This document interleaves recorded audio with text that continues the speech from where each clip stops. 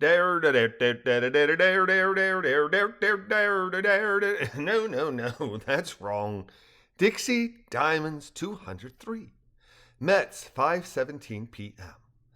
Yes, Frances Holm said in response to Joey placing the note that had been left on the floor in her rented room on top of the kitchen table. I have spent nearly the entire day inside. Would you like to join me in a stroll around the block? She asked, punctuating her question by sticking the tip of her tongue out so a few millimeters extended beyond her pursed lips as she nodded minutely several times. Certainly, Joey said, likewise nodding. Let me run upstairs and grab my coat. The air is cooling as the sun is down. No, Frances replied as she placed the note in her apron pocket. You may borrow one of Jean-Marie's, as she nodded towards the front door. Merci, Joey replied, smiling and following Frances to the closet, where her landlady opened the door, handed Joey a coat, and then likewise slipped into one before closing the closet door, grabbing a house key from a hook next to the front door, opening the door and holding it for Joey and Pilatray, before likewise stepping onto the small stoop and locking the door behind them. To the left, no, Frances said with a smile as she led the way. Walking side by side, Frances retrieved the note she placed in her pocket, and bending her arm at the elbow, wiggled it slightly, she asked Joey, You read this?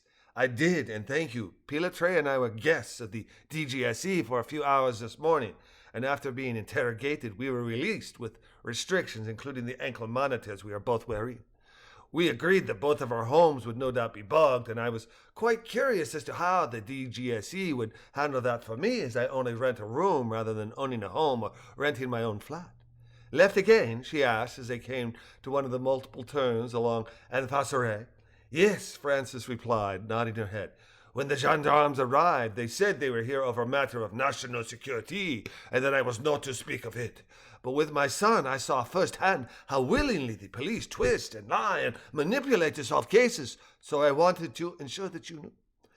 We appreciate that very much, Pilatray said. The less you know, the safer you are. But I will tell you, we are being persecuted because of a very well-connected American I worked with at Australia's University of Queensland, who tried to murder me, and now that he is again tangled with law enforcement, he's trying to use his influence to implicate innocent people such as Joey.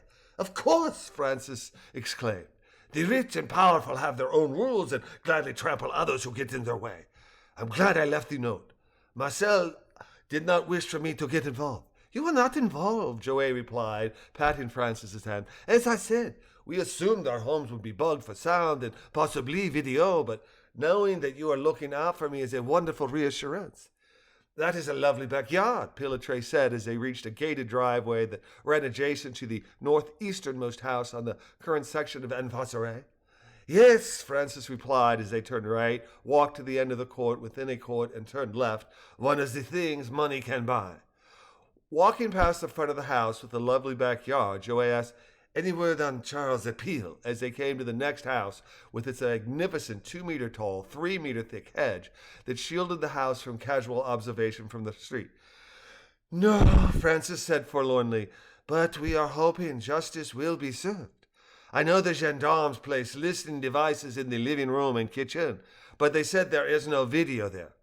I do not trust them and cannot say the same for your room, she added, shaking her head and rolling her eyes in disgust.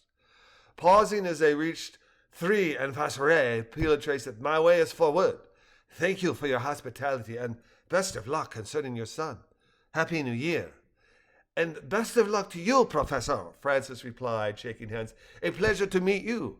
And you, Pilatray said before continuing to Rue des Grigues while Joey and Frances crossed Anne-Fasseray and continued walking clockwise back to number 213, where the homes were less maintained than those they just passed, and the hopes of those who lived near 213 far lower.